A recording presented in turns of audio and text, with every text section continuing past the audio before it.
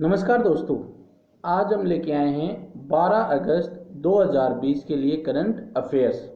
जितने भी important questions थे वो हमने इस वीडियो में लिए हैं। वीडियो को आप पूरा देखिए और अंत में हमने आपसे एक क्वेश्चन पूछा है जिसका रिप्लाई आपको कमेंट बॉक्स में करना है। पीडीएफ आप हमारे टेलीग्राम ग्रुप से डाउनलोड कर सकते हैं, उसका लिंक आपको डिस्क्रिप्शन में मिल जाएगा। हमारा चैनल है टारगेट एजुकेशन क्लासेज। यदि आपने इसको सब्सक्राइब नहीं किया है तो सब्सक्राइब कीजिए। टारगेट है तो मुमकिन है। यदि हमारा कोई टारगेट है, हमारा कोई लक्ष्य है और हम उसके लिए प्रयासरत हैं तो हम हमारे टारगेट तक, लक्ष्य तक जरूर पहुंच सकते हैं। बेल आइकन जरूर दबाइए ताकि वीडियो का नोटिफिकेशन आप तक पहुंच सके। तो शुरू करते हैं। पहला क्वेश्चन है, recently railway museum has been dedicated at which city to the nation.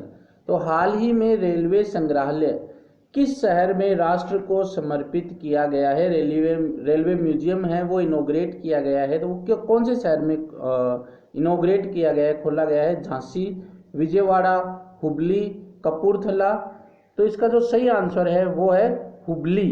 Hubli में जो है वो रेलवे म्यूजियम खोला गया है। तो पीयूष वेद प्रकाश गोयल जो कि यूनियन मिनिस्टर हैं रेलवे, कॉमर्स एंड इंडस्ट्री के, और प्रहलाद जोशी जी जो कि है union minister parliamentary affairs, coal and mines, इन्होंने रेलवे म्यूजियम जो है वो हुबली कर्नाटका में इनोग्रेट किया है, डेडिकेट किया है। जो ये रेलवे म्यूजियम है ये हुबली में जो खोला गया है, ये फर्स्ट ऑफ इट्स काइंड, अपनी तरीके का पहला है। नॉर्थ कर्नाटका में, नॉर्थ कर्नाटका में अपनी तरह का पहला है। और साउथर्न वेस्टर्न रेलवे SWR में ये दूसरा है। पहला कहाँ पे था? मैसूर में। तो ये में याद रखना है, SWR साउथर्न वेस्टर्न रेलवे में जो ये हुबली में रेलवे म्यूजियम खोला गया है ये दूसरा खोला गया है। पहला मैसूर में खोला गया था। अगर नॉर्थ कर्नाटका की बात करें तो ये पहला है। आगे बात करें तो अभी रेलवे में हमने हमारे करंट अफेयर में डिस्कस किया था कि रेलवे ने जो है, भारतीय रेलवे ने सोलर से वर्ल्ड में पहले टाइम जो सप्लाई लेंगे वो डायरेक्टली सोलर सिस्टम से लेंगे, और ऐसा करने वाला पहला देश बन गया है भारत में। और इसके लिए मध्य प्रदेश के बीना गांव में 1.7 मेगावाट पावर का जो है वो सोलर स्टेशन भी लगा दिया गया है। ये हमने डिस्कस किया है। और हमने परसों ही डिस्कस किया था कि ये UV baggage bath, ultra violet baggage bath system है, वो भी SWR साउथर्न वेस्टर्न रेलवे ने बेंगलोर रेलवे स्टेशन पे लगाया है। यूवी बैगेज बाथ क्या है? अगर कोई भी यात्री, कोई भी पैसेंजर के पास बैग है तो उस बैग को एक चैम्बर में डाला जाएगा जिससे अल्ट्रा वायलेट रेज निकलेगी और उस बैग पे मौजूद जितने भी बैक्टीरिया हैं, वायरसेज हैं, उनको नष्ट कर दिया जाएगा। तो ये भी हमें याद रखना है। अभी हमने कुछ दिनों पहले डिस्कशन किया था कि मुंबई डिवीजन की जो सेंट्रल रेलवे का जो मुंबई डिवीजन है उन्होंने रक्षक रोबोट बनाया है जो कि कम्युनिकेट करेगा बिटवीन डॉक्टर एंड पेशेंट। तो ये हमने डिस्कस कर चुके हैं, फिर से हम रिवाइज कर रहे हैं क्योंकि रिवाइज करने का फ़ायदा ये है करंट अफेयर याद रहने लग जाते हैं। तो बढ़ते हैं। ये भी हमने अभी डिस्कशन किया था कि नॉर्थर्न रेलवे रेन व्यापार मेला एक्सप्रेस ट्रेन, तो व्यापार मेला एक्सप्रेस ट्रेन भी नॉर्थर्न रेलवे ने चलाई है। कहाँ से? किशनगंज दिल्ली से झिरानिया त्रिपुरा तक। सेकेंड क्वेश्चन है, गंदगी मुक्त Bharat week long campaign launched by. तो गंदगी मुक्त भारत सप्ताह का लंबा अभियान किसके द्वारा शुरू किया गया? श्री राजनाथ सिंह, श्री नरेंद्र मोदी, श्री पीयूष गोयल, श्री नरेंद्र सिंह तोमर। तो इसका जो सही आंसर है वो है श्री नरेंद्र मोदी जी के द्वारा है वो गंदगी मुक्त भारत अभियान चलाया गया है जो कि एक सप्ताह का होगा।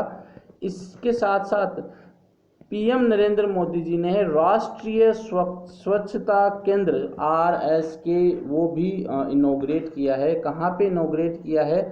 गांधी स्मृति एंड दर्शन समिति एट राजघाट न्यू दिल्ली में।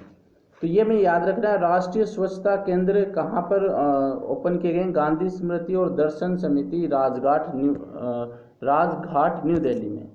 ये जो है ये डेडिकेट किए गए हैं महात्मा गांधी जी को। और इसी के साथ यहीं पे पीएम मोदी जी ने है वो गंदगी मुक्त भारत जो कि चलेगा 8 अगस्त से लेके 15 अगस्त यानी स्वतंत्रता दिवस तक ये कैंपेन चलाया है।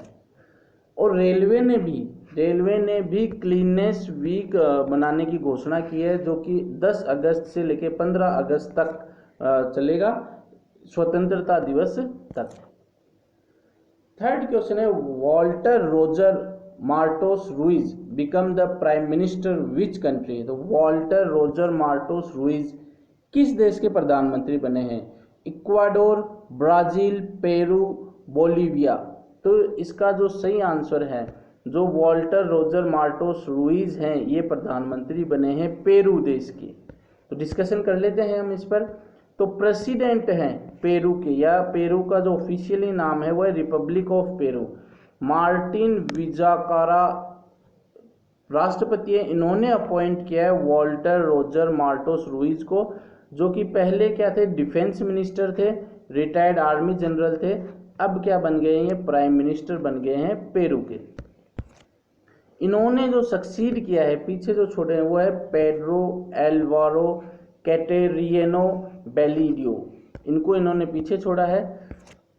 ये जो है जो शपथ समारोह है, शपथ ग्रहण समारोह है, वो होगा लिमा, गवर्नमेंट प्लेस लिमा पर इनका शपथ ग्रहण समारोह होगा। पेरू की बात करते हैं, कैपिटल है लिमा, करेंसी है पेरुवियन सोल पेन। तो देखिए हर एग्जाम में जो एसएससी वगैरह के एग्जाम होते हैं उनमें करेंसी हो गई, कैपिटल हो गई, वो पूछी जाती है। इसीलिए हम जब भी कोई देश का प्रधानमंत्री बनता है या किसी देश का नाम आता है तो हम करेंसी और कैपिटल बताते हैं, ताकि आप लिखो और उनको बार बार रिवाइज करते रहो। ये फोटो है वॉल्टर मार्टोस रुइज की, जो कि पेरू देश के प्रधानमंत्री बने हैं। ये मैप है पेरू का। तो ये पेरू हो गया देश, और ये हो गई पेरू की राजधानी कैपिटल लिमा। एक तरफ है इक्वाडोर, ब्राजील और बोलीविया। ये है पैसिफिक ओशियन। तो ये हमने मैप भी डिस्कस किया है ताकि हमें ज़्यादा से ज़्यादा चीज़ें याद रहें। Who has been appointed as Prime Minister of Islamic Republic of Mauritania? तो इस्लामिक रिपब्लिक ऑफ मॉरिटेनिया के प्रधानमंत्री के रूप में किसे नियुक्त किया गया है? तो इस देश का ऑफिशियल नाम तो इस्लामिक रिपब्लिक ऑफ मॉरिटेनिया है, और इसका नाम मॉरिटेनिया भी हम बोल सकते हैं। तो प्रधानमंत्री के रूप में किसे नियुक्त किया गया है? मोहम्मद औलद शेख एल गजनोवी, मोहम्मद औलद बिलाल, इस्माइल औलद शेख सीदिया, मोहम्मद औलद शेख बिलाल। तो इन चारों में से हमें बताना है कि किसे प्रधानमंत्री नियुक्त किया गया है। तो ये जो है फर्स्ट ऑप्शन में ये तो राष्ट्रपति हैं। राष्ट्रपति जी ने अपॉइंट किनको किया है? मोहम्मद औलद बिलाल को अपॉइंट किया है एज ए प्रधानमंत्री। रिजाइन दिया था इन्होंने, इस्माइल औलद शेख सीदिया ने। इनके रिजाइन करने के बाद में अब इनको प्रधानमंत्री बनाया गया। तो ऑप्शन 2 जो है वो सही होगा। तो प्रेसिडेंट है मॉरिटेनिया के मोहम्मद औलद शेख एल गजोनी। इन्होंने मोहम्मद औलद बिलाल को 16वां प्रधानमंत्री नियुक्त किया है इस्लामिक रिपब्लिक ऑफ मॉरिटेनिया की। क्यों नियुक्त किया? तो मैंने पहले ही बता दिया, रिजाइन कर दिया था इस्माइल औलद शेख सीदिया ने, इसलिए इनको नियुक्त किया गया है। मॉरिटेनिया की बात करें तो कैपिटल है नौकचोट, करेंसी है ओगिया। तो ये हमें याद रखना है। ये फोटो हैं जो इनको अभी प्रधानमंत्री नियुक्त किया गया है, और ये है मैप। ये मॉरिटेनिया है, और इधर एक तरफ माली है, अल्जीरिया है, मोरक्को है, सेनेगल है, और इधर अटलांटिक ओशियन है। ये इधर यहाँ पे वेस्टर्न सहारा है। तो यहाँ पर हम देखिए हमारे चैनल पे हर छोटी से छोटी चीज़ डिस्कस करते हैं ताकि याद रहे। विच IIT developed indigenous seed balls named BEEG। तो हमें ये बताना है कि किस IIT ने ये इंडिजीनियस सीड बॉल जो है वो डेवलप किए। IIT Kanpur, IIT Delhi, IIT Bombay, IIT Jodhpur. तो सही जो आंसर है वो है IIT कानपुर ने। तो आईआईटी कानपुर ने इन कोलैबोरेशन मतलब किसके सहयोग से, आग्नेज वेस्ट मैनेजमेंट प्राइवेट लिमिटेड के सहयोग से इंडिजीनियस सीड बॉल जिसका नाम है BEEG bio compost enriched eco friendly गोल्यूबल। तो ये हमें याद रखना है, इसकी फुल फॉर्म भी याद रखनी है, पूछा जा सकता है। ये जो है जो फार्मर्स हैं या जो लोग हैं जो कि खेती वगैरह करते हैं कोरोना काल में, उनको बचाने के लिए ये बनाया गया है सीड बॉल। हम डिस्कस करेंगे सीड बॉल क्या होता है। तो देखिए सीड बॉल जो होता है वो एक ऐसी तकनीक है जिसमें खेत में जमीन खोदकर बुआई करने के स्थान पे दूर से सीड बॉल को फेंक कर भी बीज डाले जा सकते हैं। देखिए जनरली क्या करते हैं, ट्रैक्टर या हल लेके हम जमीन की बुआई करते हैं, फिर हम बीज डालते हैं। लेकिन सीड बॉल में क्या करते हैं, सीड बॉल को हम सीड बॉल के अंदर जैसे नाम ही बता रहा है बॉल है जिसके अंदर क्या है, सीड है और भी तरीके के कंपोनेंट्स होते हैं। इनको हम फेंक देते हैं खेत के अंदर। अब फेंकने के लिए हम गुलेल वगैरह का भी इस्तेमाल कर सकते हैं। और जब बरसात आती है तो ये जो सीड बॉल है ये वहाँ पे डिजोल्व हो जाती है और वो जो बीज है वो धरती में चला जाता है और फिर वहाँ पे पौधा बन जाता है। तो मतलब हल लेके जाने की जरूरत नहीं, केवल सीड बॉल फेंकने से काम हो जाता है। अमेरिका में इस तकनीक का इस्तेमाल हुआ है और बड़े खेतों के साथ वनों में खूबसूरत फलों और पौधे लगाने के इस तकनीक काम किया जा रहा है। तो होता क्या है, व्यक्तिगत कोई भी व्यक्ति है वो घूमकर सीड बॉल डालने के अलावा गिलोल या हेलीकॉप्टर से भी छिड़काव की तर्ज पर डाला जा सकता है और बारिश के मौसम से ठीक पहले डालने पर ये सीड बॉल मिट्टी के साथ घुल मिल जाते हैं, इसमें अंकुरण होने लगता है और कुछ समय बाद पौधे या वृक्ष का रूप भी ले लेते हैं। तो ये हमने सीड बॉल का भी आपको मतलब समझा दिया कि क्या होती है सीड बॉल। ये हमारे चैनल टारगेट एजुकेशन क्लासेस का टाइम टेबल 8:30 AM पे आपको डेली करंट अफेयर्स मिलेंगे। 10:30 AM पे योगेश सर के द्वारा रीजनिंग क्लासेस कोडिंग डिकोडिंग का टॉपिक चल रहा है और 11:15 पे हिंदी आज आपको विलोम शब्द मिलेंगे और 8 PM पे साइंस ट्यूसडे थर्सडे सैटरडे को कल हमने ट्यूसडे पे साइंस का टॉपिक डाला था, अगर आपने नहीं देखा है तो देखिए। एक्सियल स्केलेटन अक्षीय कंकाल और आज आपको वेडनेसडे को राजस्थान जीके का टॉपिक मिल जाएगा। तो ये हम डेली फॉलो कर रहे हैं, आप भी एक बार ज़रूर देखिए, कंटेंट देखिए। किसी भी कोचिंग से किसी भी जो यूट्यूब पे कोचिंग से उनसे कम नहीं है। तो बढ़ते हैं नेक्स्ट क्वेश्चन की ओर। Who has won the F1 70th Anniversary Grand Prix 2020? F1 70वीं वर्षगांठ ग्रैंड प्रिक्स 2020 किसने जीती है? Max Emilian Verstappen, Lewis Hamilton, Valtteri Bottas, none of these. तो देखिए अभी तक हमने जितनी भी ग्रैंड प्रिक्स डिस्कस की थी वो किन्होंने जीती थी? लुइस हैमिल्टन जो कि मर्सिडीज के ड्राइवर थे। बट ये जो है F1 फॉर्मूला 1 70वीं वर्षगांठ ग्रैंड प्रिक्स है, ये किन्होंने जीती है? मैक्स एमिलियन वेर्स्टापेन ने जीती है। तो इसलिए केस इंपॉर्टेंट हो जाता है क्योंकि अभी तक केवल लुइस हैमिल्टन की ही चर्चा हम कर रहे थे, अब ये हैं जो 22 साल के हैं, इन्होंने जीती है। तो रेडबुल के ये ड्राइवर हैं 22 साल के, मैक्स एमिलियन वेर्स्टापेन जो कि नीदरलैंड से, उन्होंने F1 70th anniversary grand prix जो कि सिल्वरस्टोन सर्किट्स यूनाइटेड किंगडम में है, इन्होंने जीती है। और बात करें तो ये जो है 2020 में जैसे मैंने पहले बताया फर्स्ट नॉन मर्सिडीज ड्राइवर है जिन्होंने ये रेस जीती है। लुइस हैमिल्टन जो है वो इस बार सेकंड पे रहे हैं और वेल्टेरी बोटास जो है वो थर्ड के ऊपर रहे हैं। तो लुइस हैमिल्टन का भी नाम हमें याद रखना है क्योंकि क्वेश्चन इस तरीके से भी बन सकता है कि ये F1 70th anniversary grand prix किन्होंने जीती है। क्वेश्चन ये भी बन सकता है कि लुइस हैमिल्टन ने कौन सी रेस नहीं जीती या किस पे सेकंड रहे। और जो इस रेस को officially Emirates Formula 1 70th anniversary grand prix 2020 भी कहते हैं।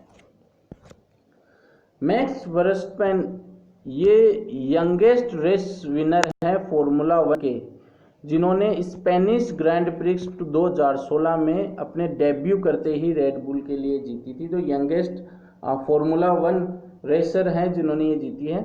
और ये फोटो है मैक्स वर्स्टपेन की जिन्होंने ये रेस जीती है। 7th क्वेश्चन है which country became first to register कोविड-19 वैक्सीन। तो कोविड-19 वैक्सीन पंजीकृत करने वाला पहला देश कौन सा बना है? अमेरिका, चाइना, रसिया, इटली। तो इसका जो सही आंसर है वो है रसिया। रसिया ने अभी हाल ही में रजिस्टर किया है। तो रशियन प्रेसिडेंट है व्लादिमीर पुतिन, उन्होंने अनाउंस किया है कि कोविड-19 वैक्सीन है वो डेवलप की जा चुकी है और रजिस्टर भी की जा चुकी है उनके देश में। रशिया की बात करें तो प्रेसिडेंट है व्लादिमीर पुतिन और कैपिटल है Moscow. Who has launched portal सुरक्षा? तो राष्ट्रीय पोर्टल सुरक्षा किसने लॉन्च किया है? श्री राजनाथ सिंह, श्री प्रकाश जावड़ेकर, श्री पीयूष गोयल, श्री नरेंद्र सिंह तोमर। तो इसका जो सही आंसर है वो है श्री प्रकाश जावड़ेकर जी ने सुरक्षा पोर्टल लॉन्च किया है। तो यूनियन मिनिस्टर हैं प्रकाश जावड़ेकर जी, इन्होंने नेशनल पोर्टल है वो लॉन्च किया सुरक्षा, जो कि किस पर बेस्ड है? ह्यूमन एलिफेंट कॉन्फ्लिक्ट, मानव और हाथियों में जो संघर्ष है उसके ऊपर बेस्ड है। ये जो पोर्टल है ये लॉन्च किया गया है during the celebration of international annual event world elephant day. तो विश्व हाथी दिवस जो हर साल अंतर्राष्ट्रीय रूप में मनाया जाता है, तो उस अवसर पर ये लॉन्च किया है। अब बात कर लेते हैं वर्ल्ड एलिफेंट डे की। तो ये जो वर्ल्ड एलिफेंट डे है ये सेलिब्रेट होता है हर साल 12 अगस्त को to create elephant conservation, elephant हाथियों को संरक्षित कर सकें और नॉलेज शेयर कर सकें ताकि उनको ज़्यादा से ज़्यादा प्रोटेक्ट किया जा सके। तो ये भी हमें याद रखना है, वर्ल्ड एलिफेंट डे है वो 12 अगस्त को मनाया जाता है। Nagasaki day 2020 has been celebrated, Nagasaki दिवस 2020 कब मनाया गया? 8 अगस्त, 9 अगस्त, 10 अगस्त, 11 अगस्त। तो नागासाकी डे है वो 9 अगस्त को मनाया गया। तो नागासाकी डे 9 अगस्त को 75th एनिवर्सरी मनाई जा रही है, क्योंकि नागासाकी में जो है वो परमाणु बम गिराया गया था। तो 9 अगस्त 1945, यानी अभी हमने डिस्कस किया था कि हिरोशिमा डे भी हमने डिस्कस किया था। तो हिरोशिमा डे तो 6 अगस्त को आया था, उसके 3 दिन बाद में नागासाकी में भी परमाणु बम गिराया गया था, एटॉमिक बॉम्ब गिराया गया था, जिसका नाम था, कोड नेम था फैटमैन, और जिसमें इंस्टेंटली लगभग 74,000 लोगों की मृत्यु हो चुकी थी। और ये है हमने डिस्कस किया था कि 6 अगस्त 1945 को यूनाइटेड स्टेट ने जो है एटॉमिक बॉम्ब जिसका नाम था लिटिल बॉय वो गिराया था हिरोशिमा पे। तो 6 अगस्त को हिरोशिमा डे था और 9 अगस्त को जो है वो नागासाकी डे था। जापान की हम बात करें तो प्राइम मिनिस्टर है शिंजो आबे, कैपिटल है टोक्यो, करेंसी है या जापानी येन। और ये मैप है जापान का, यहाँ पे आपको हिरोशिमा दिखाई देगा और यहाँ पर आपको नागासाकी दिखाई देगा जहाँ पर एटॉमिक बॉम्ब गिराए गए थे। Which state has launched the Indira one mission योजना? तो किस राज्य ने इंदिरा वन मिशन योजना लॉन्च की? मिजोरम, मणिपुर, छत्तीसगढ़, बिहार। तो इसका जो सही आंसर है वो है छत्तीसगढ़ में लॉन्च किया गया है ये योजना। तो अभी हमने कल ही डिस्कस किया था कि जो international day of world's indigenous people या वर्ल्ड ट्राइबल डे है, तो सीएम छत्तीसगढ़ के भूपेश बघेल जी, उन्होंने इंदिरा वन मिशन योजना है वो लागू की है। ये योजना किस लिए लागू की है? ताकि सपोर्ट कर सकें फॉरेस्ट ड्वेलर्स, जो जंगलों में रहते हैं उनके, छत्तीसगढ़ के जो जंगलों में रहते हैं उनको, ताकि उनको सेल्फ रिलायंस, आत्मनिर्भर बनाया जा सके। तो ये याद रखना है हमें। छत्तीसगढ़ की बात करते हैं तो chief minister Bhupesh Baghel, governor है अनुसुईया उइके, कैपिटल है रायपुर। अभी हमने डिस्कस किया था कि आदर्श पुलिस स्टेशन है वो लॉन्च किया गया था छत्तीसगढ़ में, ताकि पुलिस स्टेशन को है वो आइडियल पुलिस स्टेशन बनाया जा सके। तो पूछा जा सकता है आदर्श पुलिस स्टेशन स्कीम कहाँ पे लागू की? छत्तीसगढ़ में लागू की। पीएम मोदी ने हाल ही में चेन्नई और किस शहर को जोड़ने वाली पनडुब्बी ऑप्टिकल फाइबर केबल का उद्घाटन किया है? तो पीएम मोदी जी ने जो है चेन्नई और किस शहर को जोड़ने वाली पनडुब्बी ऑप्टिकल फाइबर का उद्घाटन किया? ऑप्शन ये है पोर्ट ब्लेयर, ये है मुंबई, यह है जयपुर और अमृतसर। तो इसका जो सही आंसर है चेन्नई से पोर्ट ब्लेयर के लिए, यानी पोर्ट ब्लेयर कहाँ है? अंडमान निकोबार में। तो पीएम नरेंद्र मोदी जी ने इनॉग्रेट किया है एक dedicated nation submarine optical fibre cable, जो कि कनेक्ट करेगी Chennai, Tamil Nadu and port Blair, Andaman Nicobar island को। ये जो है, ये सबमरीन जो है, सबमरीन ओएफसी केबल है, इसकी कॉस्ट है 1224 करोड़ रुपए। और ये जो है फाउंडेशन स्टोन, यानी जो इसका पत्थर, जो इसकी नींव रखी गई थी, वो 312 किलोमीटर है चेन्नई से अंडमान निकोबार के लिए। ये पीएम मोदी जी ने नींव रखी थी 30 दिसंबर 2018 को पोर्ट ब्लेयर में। तो 30 दिसंबर 2018 से शुरू हुआ था और अब ये कंप्लीट हो चुका है और देश को भी समर्पित किया जा चुका है। और इसी के साथ एयरटेल जो है वो पहली कंपनी बन गई है जिन्होंने ultra fast 4G service launch की है ANI, अंडमान निकोबार के अंदर। तो ये भी हमें याद रखना है। कौन सी पहली कंपनी बनी है? एयरटेल। भारतीय एयरटेल की बात करें तो चेयरमैन है सुनील भारती मित्तल, हेडक्वार्टर है न्यू दिल्ली। तो ये करंट अफेयर था। कल हमने क्वेश्चन पूछा था which is the country in the Indian Ocean region to achieve the status of tsunami ready. तो सुनामी रेडी का खिताब किसको मिला था? वो है इंडिया को मिला था, जो कि इंडियन ओशियन रीजन के पास में ही है। आज का जो क्वेश्चन है, स्कूलों के लिए शिक्षण उपकरण प्रदान करने के लिए गूगल इंडिया के साथ साझेदारी करने वाला भारत का पहला राज्य कौन सा है? ओडिशा, महाराष्ट्र, दिल्ली, कर्नाटक, केरला। तो इसका जो है आपको आंसर कमेंट बॉक्स में करना है। रिवाइज करते रहिए करंट अफेयर्स को, ताकि आपकी ज़्यादा से ज़्यादा चीज़ें याद रहें। और अपना एक लक्ष्य लीजिए, लक्ष्य को के लिए अग्रसर रहिए, ताकि पहला ही अगर कोई गवर्नमेंट एग्जाम हो तो उसमें आपका सिलेक्शन हो। वीडियो आपको कैसा लगा हमें कमेंट करके ज़रूर बताइएगा। लाइक ज़रूर कीजिएगा और सब्सक्राइब नहीं किया है तो सब्सक्राइब कीजिएगा। इसी के साथ धन्यवाद। जय हिंद। आपका दिन मंगलमय रहे।